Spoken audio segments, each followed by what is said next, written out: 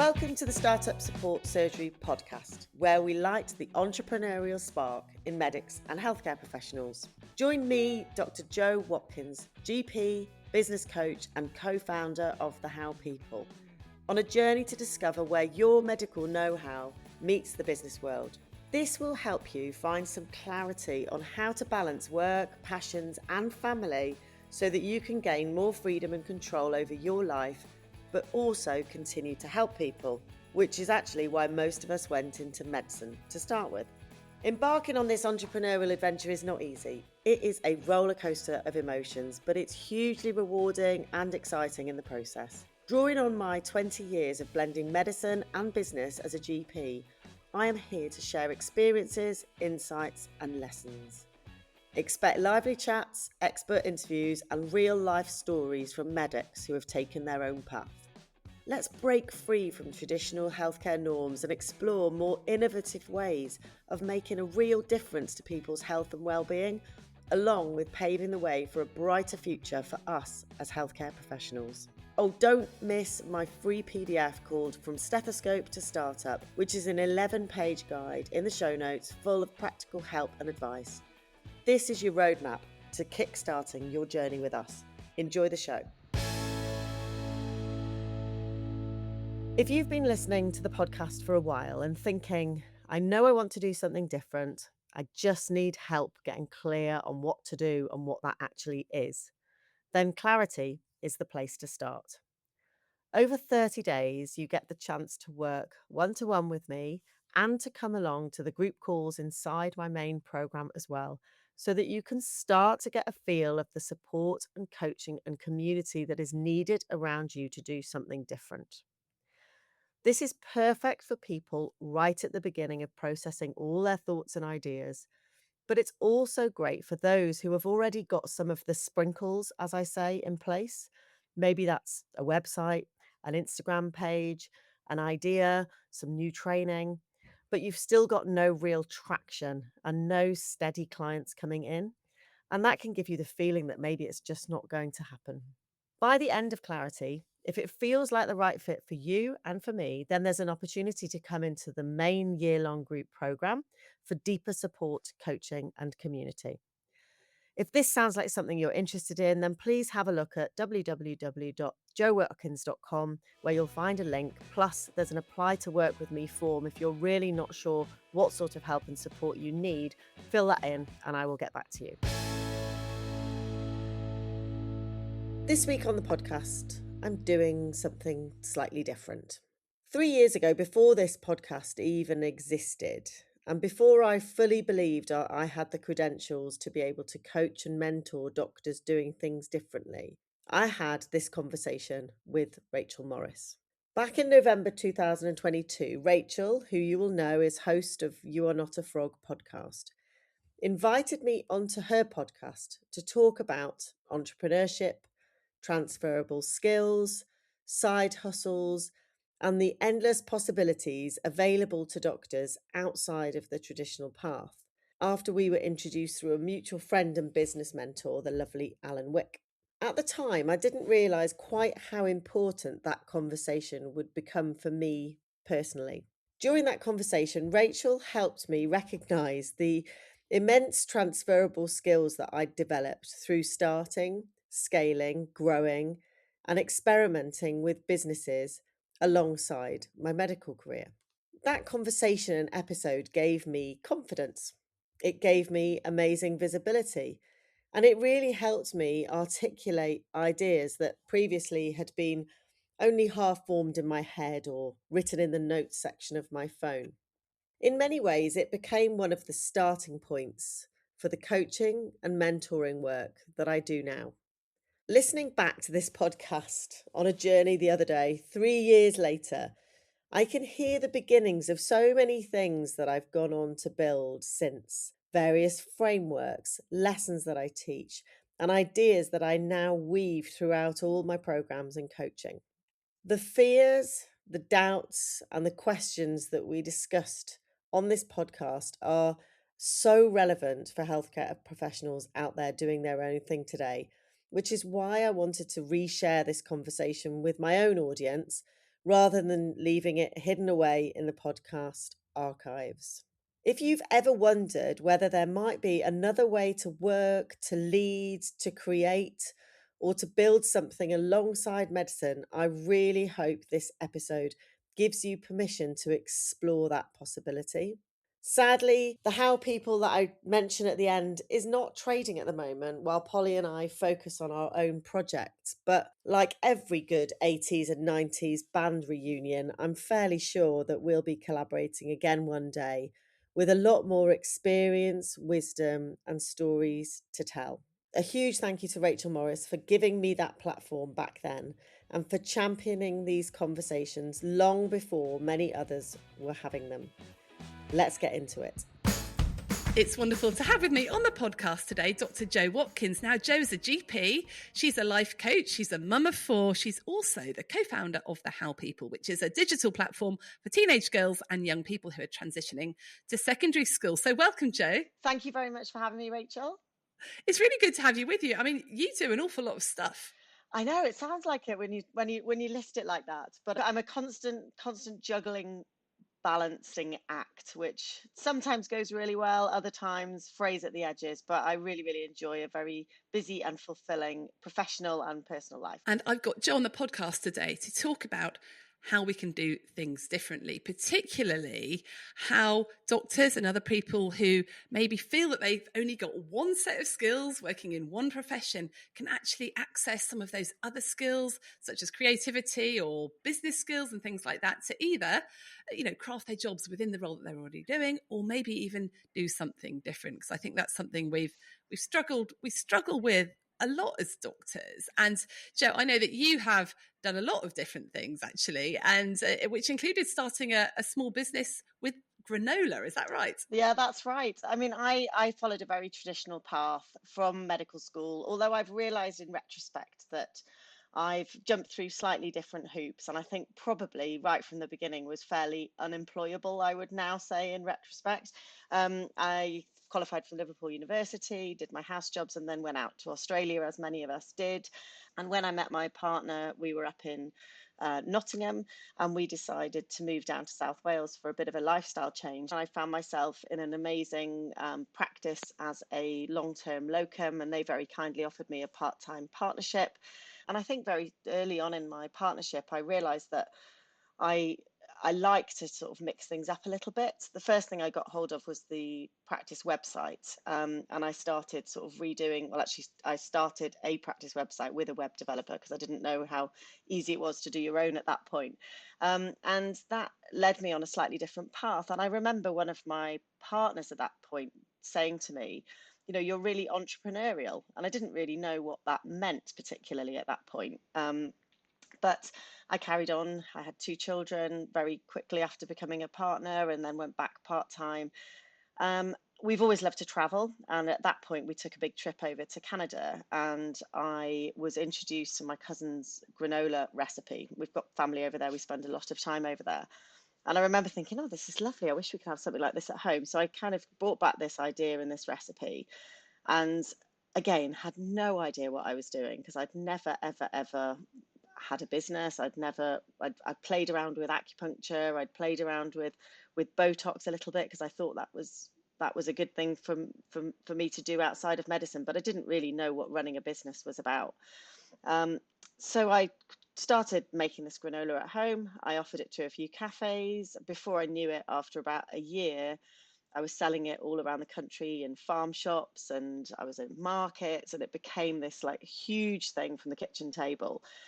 And I absolutely loved it. So that was my first real sort of dipping the toe into business. It was called Bendy Legs Granola, which was a family brand name, and I absolutely loved the whole process. But it came with a big new set of learning skills, I think. I think it's interesting, isn't it, when you first start to branch out and do something different, you think, oh, I can't do it because I haven't got this skill. But actually, that skill you can learn. What you do then is find out that's that other skill that you don't have. Right. So when I first started doing coaching and podcasts and stuff, I worried that I wouldn't be a good enough coach or worried that I wouldn't be a good enough podcast host. Actually, the main issue is it's about marketing and just getting the message out there and stuff like that, which I didn't even know I didn't know. It's those unknown unknowns, I think, when you start out. You know what you don't know. That's fine, but it's not what you know that you don't know. It's what you don't know you don't know. Does that make any sense? Absolutely. I mean, I couldn't agree enough. And I look back now, the Bendy Legs was at its heyday about 10 years ago. I was doing the BBC Food Festivals and winning major awards for it, and it was flying. But I still, at that point, had so much to learn because, yeah, I had this great product, or for a GP comparison would be you've done a great course, you've qualified as a coach, you've done a lifestyle medicine diploma, you've given yourself this new skill, but actually it's about getting out there and, yeah, marketing, telling people about it. There is so much noise out there, and it's really, really difficult to put yourself in a position where people actually know what you're doing. So yeah, in the last 10 years I've realized how much of anything within business is about getting out there, feeling uncomfortable, taking steps that you really couldn't imagine yourself taking even 6 months previously. The growth within, outside of medicine, within a more creative or more entrepreneurial path, is enormous, and not always giving you what you are normally used to getting within the surgery. So, within a normal on-call day or a normal clinic, you may have many, many moments where you feel quite, obviously, there's a lot of stress and a lot of organization of time and things pulling on your time. But there are moments within your day where you're making a real difference, and 10-minute consultations where that could be a huge turning point in that person's life. But actually, within business, you can have days on end where you feel like you're not getting anywhere. So yeah, hugely different arena, but so many transferable skills as well. Yeah, I think so. I just want to take a quick detour because I think people will be really annoyed if I don't ask you this. What is the secret to really good granola?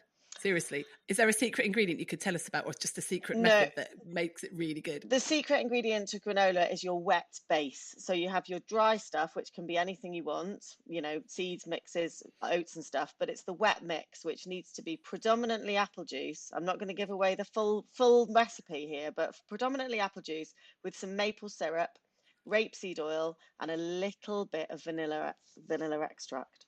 And that's nearly the recipe. You heard it here first. Thank you. That's really good. And you mix that up with what? Oats and Yeah, so stuff? you mix your wet mix, you mix your dry mix, you add your wet mix to your dry mix, make sure it's all coated and stick it in the oven. But people go too heavy on the honey and stuff like that in the wet mix. It's a big chunk of apple juice. I'd say 3/4 apple juice, and then maple syrup. Brilliant. Thank you. Right, I will be going off and making some granola. Right, now we've got that out of the way. Thank you. I think it's really interesting what you're saying about these other business skills you need, the other creative skills you need. And I guess my reflection is that we think we only need these skills, the entrepreneurial skills, the communication, the marketing skills in our non-medical roles or our non-professional roles when we start off our own business or something like that. But my reflection is that if people got those skills a bit more within their professional roles, like you said, if practices could get a really decent website, if practices could communicate better with their patients, or if you have an idea about how to do things better within your hospital or within your practice or within your law firm or whatever, you then still need to sell that idea to your partners, to your colleagues. And when we think about communicating, selling your ideas to a board who don't really want to listen, who are motivated by something completely different to you, is exactly what marketing is, right? It's exactly what communication is. So I think we ignore these skills within our current day jobs at our peril. Absolutely. And we did a session with the NatWest Bank recently as part of the How People, which I'll talk about in a minute. We did a session with the NatWest Bank and we talked about intrapreneurial qualities. So encouraging your business, your surgery, whatever industry it may be that you're in, we're encouraging the people within it to be more intrapreneurial in their actions. And it is exactly as you say, any idea, any change, arguably every consultation is a marketing and sales process. You're giving people choices, you're making suggestions, you're wanting people to engage with the information you're giving them, whether that is trying to reduce their HbA1c, whether is that's stopping them smoking. That is an interaction which involves selling a concept to a patient. So yes, these skills are absolutely, I mean, obviously the listening skills, the organizational skills, the constant multitasking, but absolutely that building relationships and connecting to people on a level that is significant and deep enough for them to take action as a result of what you're saying to them. That is what we need to be doing, and we need to be learning about how to do that within medical school, and all the way through our, certainly in general practice, it's a sales process every 10 minutes. Which is perhaps why it's so exhausting. I would point listeners, by the time this comes out, we would have released the episode with Toby Moore about how to communicate your ideas. And he's fantastic. He curates the TEDx Brighton talk, so he really knows about how to communicate ideas. And honestly, after we recorded the podcast with him, I went and I rewrote this keynote talk I give, and just putting some of his ideas into practice about challenging the norm and, getting your idea across and using stories and all that sort of thing. So important. But it's interesting. I know that when I decided to do a bit of a career change, to find something else to do in addition to my clinical work, my big problem was that I didn't think I had any transferable skills, that I didn't think I knew how to do anything else, and was thinking, well, I'm going to have to get a massive amount of training to even do anything. Is that a myth, or are there elements of truth in that I didn't have any transferable skills? I think that is a very normal way for us all to feel, and I think I had that mixed with this sort of blissful ignorance / confidence in my own abilities. But the more and more I'm meeting doctors who have, huge amounts of training behind them, as we all do when we do our basic training, but even on top of that, lots of courses, lots of extra diplomas and things. But that fear of not being good enough, I think, is as a result of our professional life up to date. And, there's so much here around how we are educated within school, how we then move into medical school. And certainly for us, I'm late 40s, but I realize things are different potentially now at medical school. But that concept of competency and jumping through hoops and having things ticked off and being good enough and receiving the ability to move on to the next stage. I think that is the world that we have been educated in. And I think that is what is often stopping us moving forward to take potentially a creative idea or a side hustle. For me, it was something totally different, but for a lot of people, it's maybe something that can run alongside your medical career. So there are people training in hypnotherapy or reflexology or acupuncture, or many people training in lifestyle medicine and coaching. And those skills are really, really transferable within your workplace. But what is stopping you developing that as something more than just something you do in the consultation is generally that fear of failure, but fear of not being good enough. And I think that's very, very normal. And that's what you are talking about. And I think that's where you look at people, successful entrepreneurs often started out on that journey at 15, 16. There's often that story of not really fitting in at school, not doing particularly well in exams. We've heard it. Obviously, you've got people like Alan Sugar who have that sort of story, but I'm in business groups with many. One lady I follow calls them misfits, many people who just haven't quite found where they fit. And actually, they have been entrepreneurial, creative people within other jobs, whether it be law or medicine. And I think you have to have a little bit of brazen confidence in your own ability to make something work, to get going, because actually, once you get going, that breeds, clarity and understanding, and that opening up to learning completely different things will get you going. But if you just hide and you don't open that box, then you'll never know what you're capable of.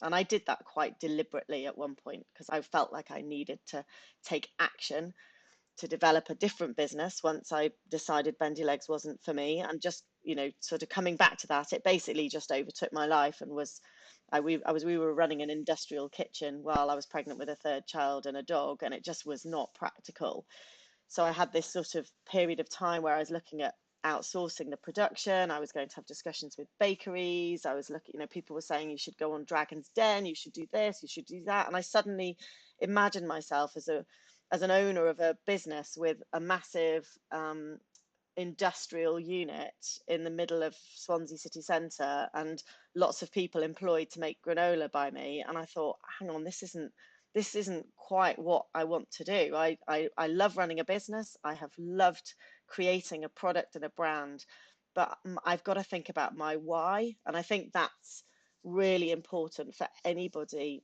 doing anything outside of business, outside of medicine, alongside um, their medical career. What is your why? Is this for you to fulfill an interest? Is it for you to live in a different way? Is it for you to move to a different place? What is your why? So that's when I realized that granola was not my why, and then took me on a slightly different journey. Wow, there's just so much in that, Jo. I've just been making a few notes. Your point about the fact that we often find it quite difficult to start new things, or often hesitate or have this fear because of the way that we have been trained and the way we worked, that everything, the competencies had to be ticked off, and literally you cannot practice medicine without a license to practice, which is absolutely right and the way it should be. But that did then led me to thinking, when I first started coaching, sort of, should I be even doing this if I'm not yet competent? But like we know that the only way to learn to consult properly is to practice it. That's what you do when you're a trainee. The only way to learn to coach well is to coach. So you just have to get there and do it. But there's this sort of thing of, is someone looking over my shoulder to see if I'm good enough? I'm going to be ticked off. Am I regulated enough? We are so used to being highly regulated that it turns into, I've got to be good enough before I even start, rather than I'm going to learn this on the job. And then having the courage to actually fail at something is really, really difficult, because for us, failing at something means you don't progress in your training, or you're failing exams, or you're getting complaints or reported to the GMC. Actually, in business, entrepreneurs all the time fail at stuff, and they even have a name for the process, don't they? It's called minimum viable product. You actually put a product out there to see if it will fail or not, or you actually build a crap version of the product to see if anyone even wants it. Or some people, I was at a conference once and people were talking about the fact they'd designed a product, hadn't actually made it, and then they advertise it on Amazon to see if anyone buys it. They haven't even got it. And then they say, oh, sorry, we're out of stock. And all they are is even testing the concept of this minimum viable product. But I think as medics and professionals, we're very uncomfortable with that. We have to have the fully finished, polished article before we're even happy to put it out there. So there is this thing about not being able to fail and to cope with that better. And maybe some of these, like you said, misfits in the entrepreneurial people are the people that are happy to fail and used to failing and just get stuff out there.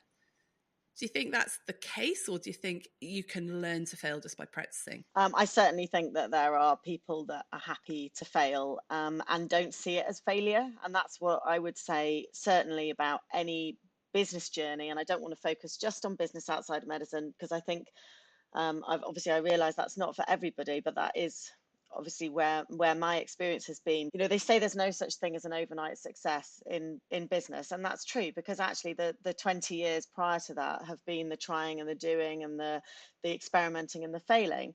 And when I decided to I call it mothball, because apparently that's the business term, I didn't sell the brand. I stopped producing Bendy Legs, and I made an active decision to close my online shops and all of my social media for Bendy Legs, because I just needed to stop. It was getting out of control. I couldn't do it anymore. And the vast majority of people said to me, oh no, that's a real shame, because people like the product, but that's a shame. It didn't work. What a shame. You'll be going back to, actually, most of the time I was working 2 days a week during it anyway, but the feeling was it's failed or it hasn't worked and I'll go back to the day job. And actually, I look back now on my entrepreneurial journey as it was probably started when I was training as a GP and I did my first acupuncture course. that process is just learning. It's just that you can't learn about business unless you try something and it doesn't work. And actually, every single process, every bit of marketing, every time you've posted something, every time you've written a blog, every time you've had a conversation with somebody about a collaboration, that is all learning. And you're literally learning on the job. So I think you can learn to fail if you put yourself in situations and you see it as a learning, you see it as everything as a learning exercise. And I tend to do that now in life. When a couple of things have gone awry with the kids at school or with friendships, these are all building us. These are all little bricks in that pathway, because it's not about getting somewhere anymore when you're an adult and you've ticked all your competencies and you're practicing as a GP and doing other things, or being a parent.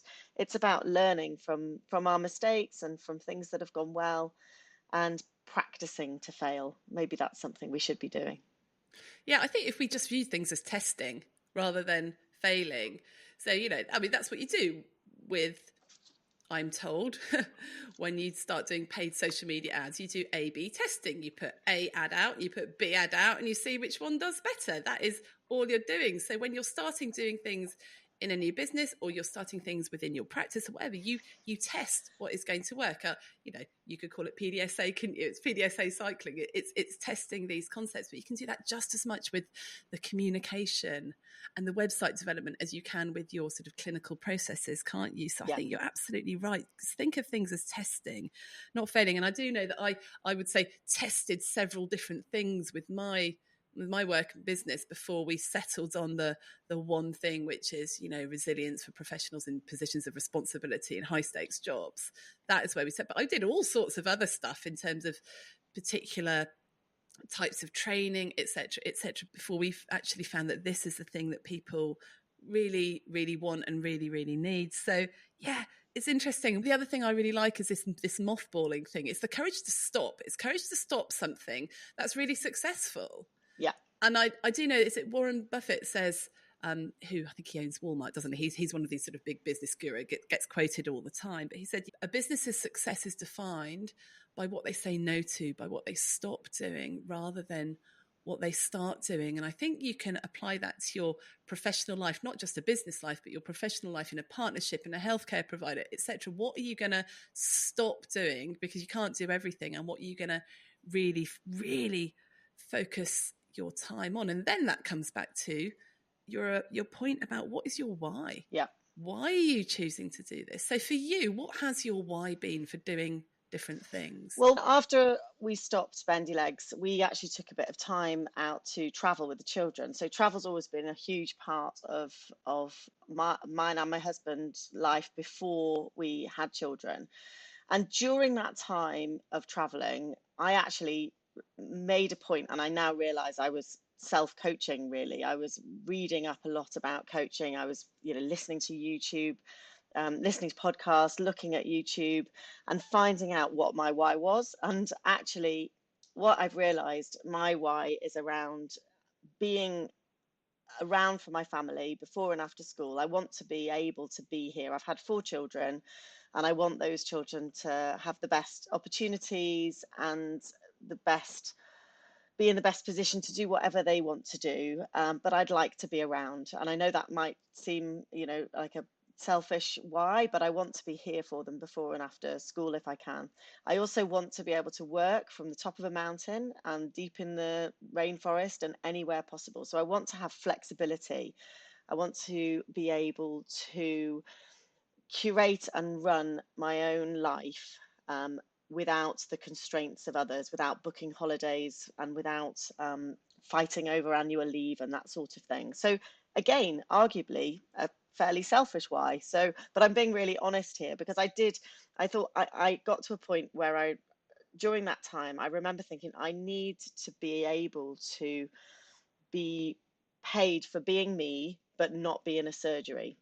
So how can I do that? And I wrote down 3 or 4 business ideas at the time that I'd had bubbling around, along for a little time, particularly when we were traveling. One was about helping doctors and coaching doctors and becoming a qualified coach.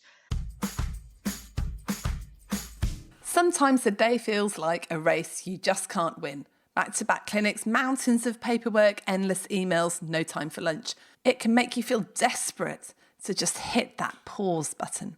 That's exactly why I created the Overwhelm SOS Toolkit.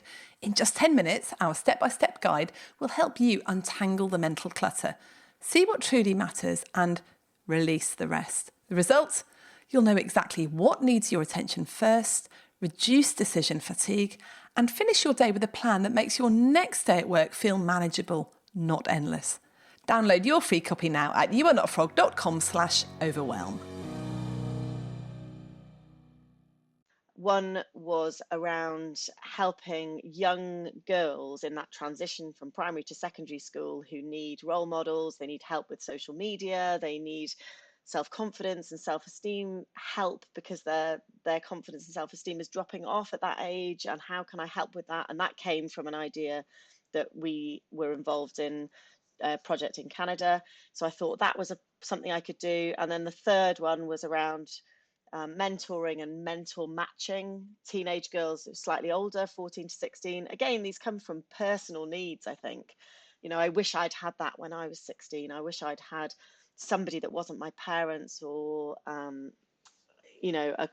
teacher to help guide me. So I decided to run with the girls program first, which is something that I've developed with a friend. But every time we reach another stage in our business, I have to come back to the why. So we're having a lot of pressure on us now about going into schools in person, traveling around Wales particularly, but even around the UK, delivering sessions live into schools. And it's great. And I'd really love to do that. But does that fit with my why? Is that what I should be doing? It doesn't mean we can't do it as a business, but we need to think about bringing people into the team so that they can deliver all over the country. And I can remain somebody that is curating that so that I'm here before and after school, and I can do it when we go off traveling in February, March. So my whys could be argued as being selfish. There are other whys, like the general self-esteem and self-confidence of young people in this country, and the effect that social media is having on it, and the fact that the education system is linear and stuck, and the frustrations of the fact that we're only treating people when they reach crisis point in the NHS. There are huge numbers of sub-whys, and those are massively important day to day. But in terms of my business, my whys are around my family and what we want to do as a family. And I guess that's going to change in different stages of life as well, isn't it? I think people get very caught up in the, oh gosh, if I do that, then I'm going to be doing blah, blah, blah, blah. And that's not going to be fitting with where my kids are. And I just want to be, like you said, being there for your kids really, really important. But that is a season, isn't it? And in, 5-10 years time, I'm not going to have my kids at home anymore. And therefore I can design my life very, very differently. But I think designing things for how they are now with one eye to actually what we could do differently in the future is totally fine as well. And I think sometimes we are, I don't know, there's maybe some unhelpful business advice. If you listen to certain podcasts, maybe run by certain entrepreneurs who are often male, of a certain age, who have wives and a team of women looking after them at home, they can do these amazing things, and it's about being focused and hustling in your business and blah, blah, blah. And you're thinking, I can't do that. And I don't actually want to do that. And then you think you can't do it because you're not like them. But that is a total lie, right? Oh, absolutely. But I would point out at this point, and I'm sure, Rachel, you will be able to empathize with this, not empathize, that's the wrong word, but understand this. But I am probably at the moment in that point in our business where I need to put those boundaries in place, because actually running your own business, there is no off switch. There is no coming in from work, chucking your bag on the side and sitting down and forgetting about everything that's gone on that day. It's a constant management of stuff that needs to be done. And it doesn't all need to be done immediately. It's not life or death. It's all there. It's okay. It's not going anywhere. But that concept of leaving things until the next day and trying not to let every minute of the day be overrun by your business. And again, I'm being really frank, but I think my family would sometimes argue that I'm a much more engaged and better parent when I've been to work as a GP for the day, because I actively come in. I try not to do any business work on that day. I come in quite often. I've gone past the shops and bought them something on the way home, and then we come back and we have dinner, and that's my kind of off day in the evening. So putting your boundaries up and being able to compartmentalize your work when you run your own business as a woman and a mum is definitely something that needs work on, and I think a lot of people would agree with that. I don't know about you. I totally agree with it. I also think that the more engaged and enjoying your work you are, the more likely it is to spill over into everything. Yeah, Because you're like, oh, I've got this idea, I could do this, I could do this. And it's interesting what you said about, you know, running your own business, sort of taking up a lot of mental time and headspace, et cetera, et cetera. I think that 100% applies, of course, if you're a partner, a GP partner or a law firm partner. You are running a business, and these are really, really, really complicated businesses. And I don't think we realise enough of what a toll it takes on partners who own and run the business. And I guess what I'm hoping for my listeners is that they will, I guess, start to be enthusiastic about running their own business, whether it's their own medical business or whether it's doing something on the side, or even getting involved in projects at work where they can take a lead, where they can be creative.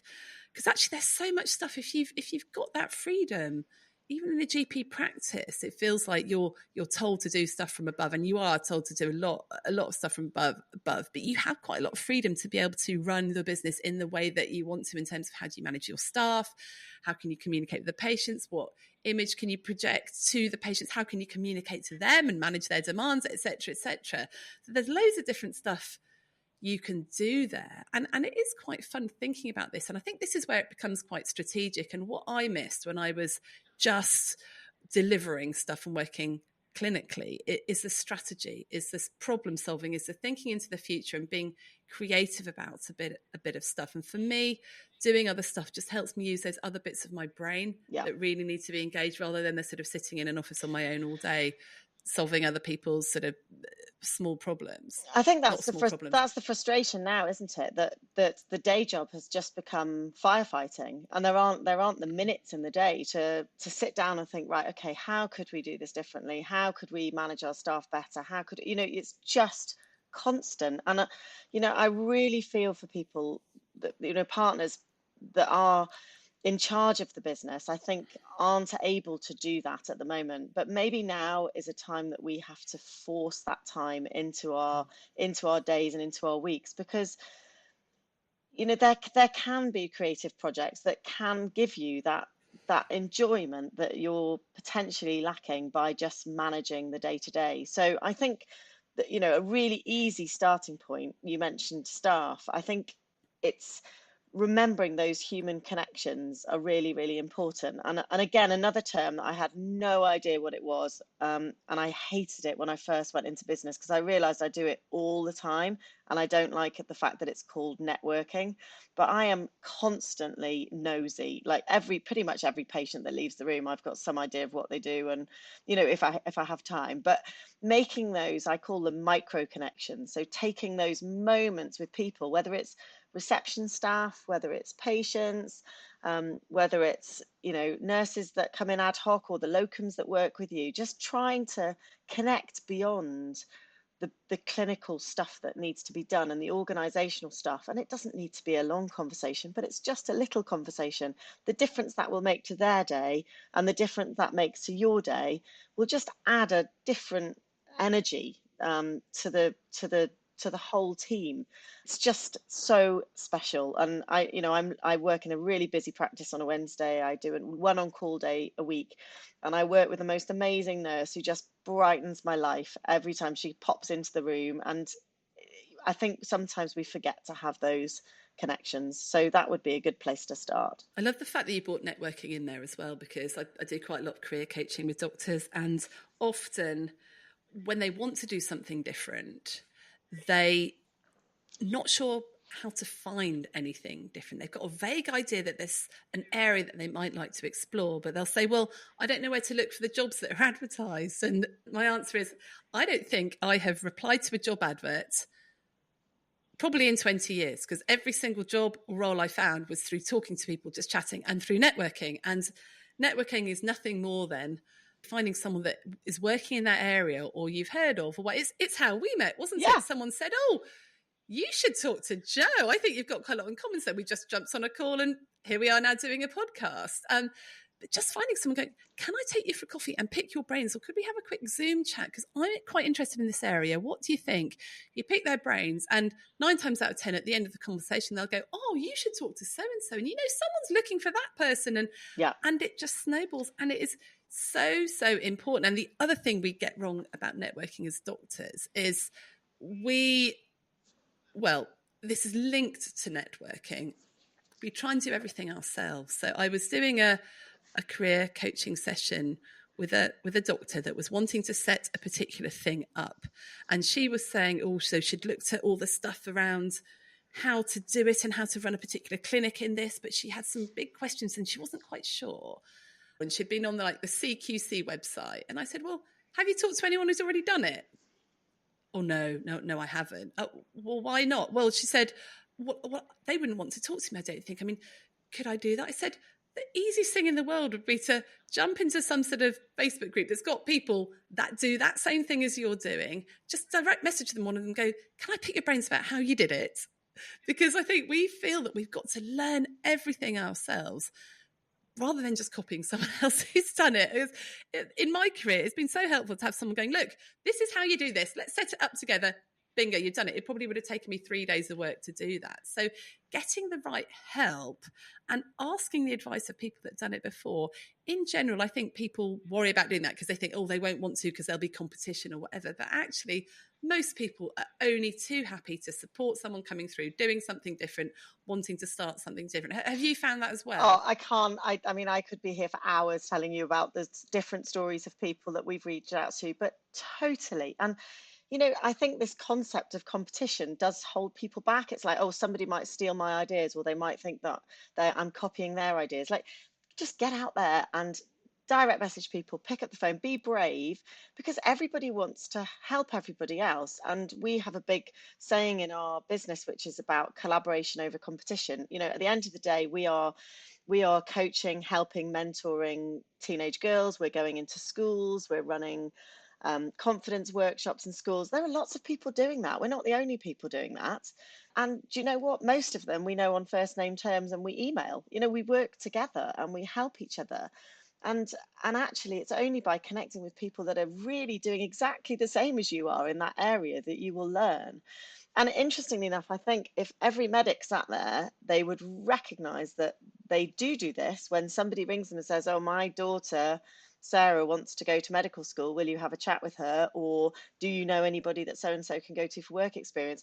Everybody comfortably helps out in that situation. You'd never put the phone down and say, actually, do you know what? I'm not going to talk to Sarah at all. She can go and work it out herself. We've all had those conversations a million times. It's exactly the same. So if you've got an idea, however harebrained and crazy it is, I did it for granola. We do it for how the entire time. Right, Rachel said we met through this, and some of the most incredible people in our business we have met through networking. The girl that does all of our delivery for schools, she came to us. She was recommended to us by one of the parents of one of the girls and a head teacher who contacted us. And she's absolutely amazing. We've only met once in real life and we work together every single week. So get out there and be brave and ask questions. Be curious. That is what I would say, and find out how people have done what they have done, because they love helping. People really do. I think the thing that stops people is, oh, I don't like selling myself. I don't like selling myself. It's really awkward. And you're like, you're not selling yourself. You're asking them about them. Get it out of your head that you're trying to get yourself a job or sell yourself.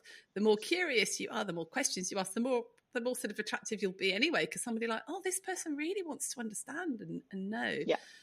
And like you said, I think it's having this attitude of abundance, not lack. I mean, I know there's lots of people looking at like you said, setting up lifestyle medicine businesses, doing some coaching, doing stuff around, I don't know, maybe acupuncture or loads of other things. And like, the world needs much more of those people, right? Yeah. The world doesn't need less of those people, and people love to help people out. And that's where you find your tribe and your community. And it's really It's really, really important. And I'm just thinking, if you're an intrapreneur, and I love that word as well, because I think it's really important that we help people to be intrapreneurs, to make things better in their own workplaces and where they're working, and go off with initiatives and things like that. Contact other places that have done it. I'm constantly very surprised at GP practices that are struggling with particular issues. I mean, workflow is a really obvious one. And the practice 2 miles down the road has totally nailed it, but they haven't spoken to them Yeah. about it. Like, go and nick what they've done. Literally go and visit them and go, what have you done? We're drowning here. Tell us what worked. Tell us what didn't. There is so much knowledge out there. Triage systems, people know what works, what doesn't. Work, DocMan, all those sorts of things, people know. It's just a question of going and talking to people. Jo, I'm just conscious of the time, but what I did want to ask you is, I think this thing about transferable skills is a biggie for professionals and for doctors. We don't think, if we've not been trained to a very high level in it, we don't have that skill. What do you think the main transferable skills that doctors and other professionals in high stress jobs have that they don't recognise that are really, really helpful for doing something different, either as an entrepreneur or an intrapreneur, or even just in a different role? I think for doctors, it's about communication. You must be able to communicate well with people in your role, and we have all learnt to communicate better and better as we've gone through our training. And communication is at the heart of everything, whether it's within your GP business or outside in any kind of business that you may be doing. And connecting with people, and we've forgotten how to connect with people. It's a little bit like teenagers. We have to remember that even the smallest pleasantry, the smile, the recognizing somebody, calling them by their name, these really, really basic things that make us good communicators. Recognizing that a patient, when they last came in, mentioned something, bringing it up again in the conversation, those sort of skills can make or break a workplace. And I think when people stop forgetting to be human and to treat each other and champion each other and help each other, then I think that's when the cracks start to form. So I think bringing that human connection back into our practices, in these micro connections, and celebrating as well every day those things that have gone well, and they don't need to be big. But I certainly think in a day that's been chaotic, on your journey home, just take a couple of minutes to think, right, okay, 3 things that made a difference today, and I guarantee there will be dozens of them, but it's easy to focus on the fact that you didn't get out the door at 7:30 and that this disaster happened and that disaster happened, and not focus on the little wins that have happened throughout the day. I think that's really, really important. When I started to look at my transferable skills, I thought, well, I don't know anything about websites, I don't know anything about marketing, I don't know anything about business finance, about running a business, all those sorts of things. But actually, those are things that you can learn really quick, or you can get somebody else to do. There are so many brilliant virtual assistants out there for £15-20 an hour. They will do social media for you, they'll create websites for you, they'll do all these things. But what you have is, like you said, the communication skills, the ability to connect with people. You understand how people work, right? You've got the compassion, you can solve problems, and you can be quite strategic. And I think doctors and other professionals pick stuff up really quickly. So it's not difficult. And actually, we've been very used to see one, do one, teach one. I heard a really interesting podcast the other day with Pat Flynn, who's a very sort of charismatic American guy, who someone had asked him, hey, Pat, why is it that whatever you do always turns to gold? And he'd thought about this, and he came back and he said, well, you know what, I thought, because everything I do does turn to gold, everything I do does work. And he said, but you know what, that's because I only do it if someone else has done it first and it works. I thought that's such good advice. He said, I've made sure that someone else has done it and it's worked and it's been successful. Then I know that if I do it, it's going to work. So he says, I don't often try something completely different. So I think we are very good at looking at what's working out there. What do people need? What are other people doing? And how can we then do that? Maybe that service for our practice, or how can we make that work in our trust, or do that locally. So That's I think brilliant. we're I good love at that. learning stuff. Does that, yeah, it's good, isn't it? It's a good concept. Yeah, absolutely. So I think whatever is working for somebody else, learn about it, find out about it, tweak it, and make it work for you. I love that. You could do it. But I think it does come with a health warning. Like you said, with doctors, we are very, one track. We're like, I've got to make it work. I've got to be successful. I've got to be right. I've got to be perfect. And that's when the boundaries start to go, where you start to be doing it all times of the day, where you can't let go. And I guess I would also say, if you are thinking you're doing something different, both within or outside of work, then make time for it. Make time for it. I don't think anyone listening to this podcast is sitting there going, yeah, well, actually, I do have an extra 10 hours a week that I need to fill. Mm. So my first piece of advice would be, what are you going to drop in order to do this? Or even exploring these new things and doing a bit of an exploration of your career and career development, that takes time as well. So even if you haven't got anything, you need to drop something to make the time for the exploration. And that is probably the biggest barrier to people doing things different. I would agree. And I think that was a point that I got to, and something I've heard about with authors is that if you're trying to write a book, you need to get up 20 minutes earlier than you normally do and write for 20 minutes. And there was a podcast that I was listening to during my period of trying to work out what I was going to do. And it talked about getting up in the morning. And I'd never got up in the morning early before. I was woken up by an alarm or a child. And I started getting up, and I don't, I'm not preaching getting up at 5 o'clock and doing a marathon before breakfast, but I basically now get up every morning and I do an hour and a half work on the business before the children get up. And I said to myself during this period of working out what I wanted to do, what would I get out of bed every day for an hour and a half early, that would completely fill my cup, that I would love doing? Like, what would that be without being paid? Because at the end of the day, when you do something completely different and you start running a business, you're not going to be paid anywhere near what you're paid as a GP or as a doctor on an hourly rate.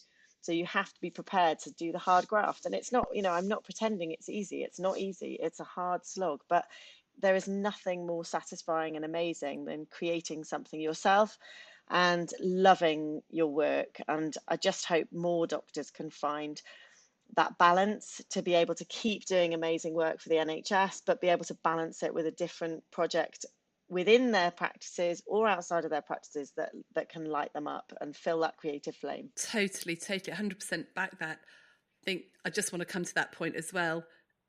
I think you have to invest in it, invest in yourself. There's hardly anything that you could do that's different that won't need a little bit of investment in a bit of training for yourself, maybe some online courses, maybe investing in yourself is dropping some of your other work. So you're not going to get paid for that, but that then gives you the time to look into things. You may need to invest in a VA, someone to help you organize things, someone to do some marketing and social media. So I would, work out how much it's going to cost. Courses are expensive, but they are so worth it. I can't imagine having done what I've done without having done some courses and investing quite a lot of money in getting myself trained and getting the help that I need, etc., etc. So it won't be completely time neutral or finance neutral, but I think in terms of the happiness it brings in the long run, it's really important. Yeah, absolutely. So Jo, what was your 3 top tips be for people that want to use their transferable skills to do something a bit different, both in or out of their current work? So I think my first one would be the micro connections, being human, increasing your communication skills and using those within your business, whether that be practice or within hospital medicine. I think that community feel has been stripped with COVID. Let's build that back up again. Let's connect with the people that we work with. That's really important. Looking up from our phones, being the first to make conversation. Secondly, I think part of what we do with our coaching business with the girls is about celebrating the small stuff, thinking about each day, who you've helped and how you've helped them, and what you're grateful for. Simple things that make you reflect on your day and feel better. We maybe have never done those as practitioners. It's never really been something that's been suggested, but it's something that I've done with business coaches that we've had and that I do with people that I'm coaching. I think it's really important to recognize what's gone well each day and at the end of the week. And I think it's not so much transferable skills, but I think it's really important for us as busy, often midlife with children, and often this sandwich generation of older parents. Certainly, I know personally a lot of my friends who have maybe not struggled up to this point are finding life pretty tough at the moment. And I think having dreams and plans and ideas about how life might evolve, like you say, children aren't going to be at home forever. So what are the next 10, 20 years going to look like? I think I famously said in the year 2000, where before I really had a particularly busy time, I remember saying, "Gosh, this is going to be a busy decade." And I'm sort of known in my friendship group of having a Filofax and planning 5 years in advance. But do you know what? It keeps me going.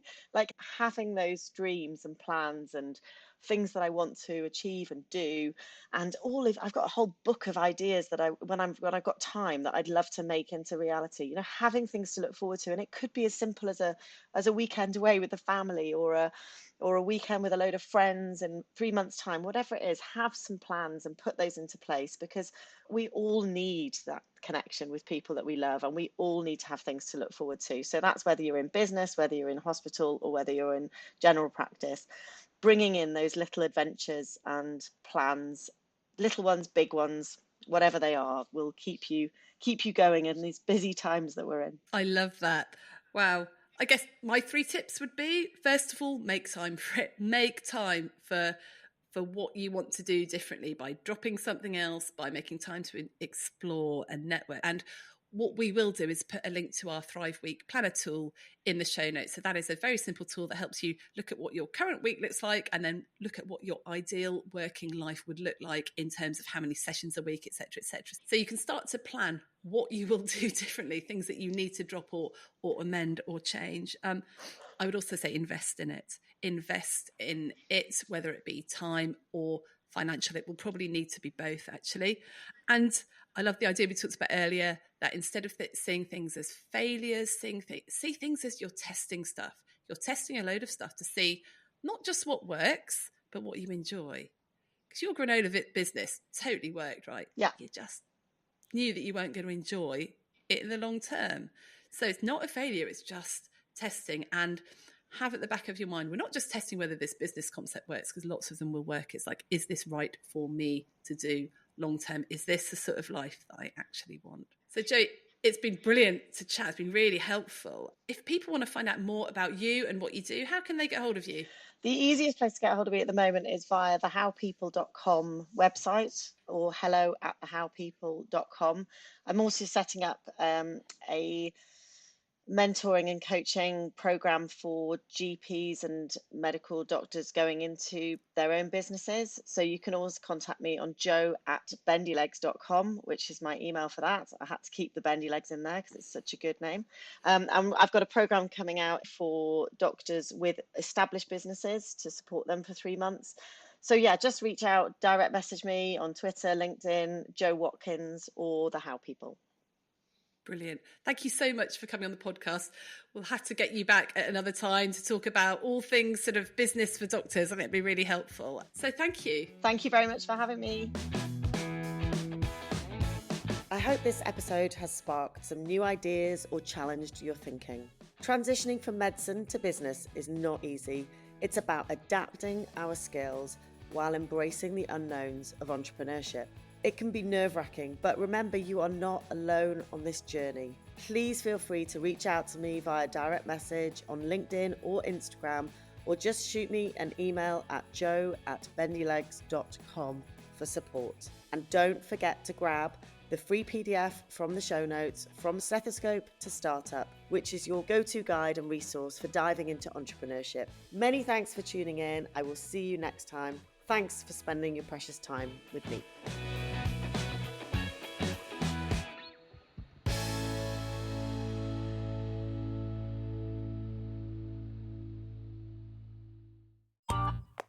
This has been a Monkey Pants Productions podcast.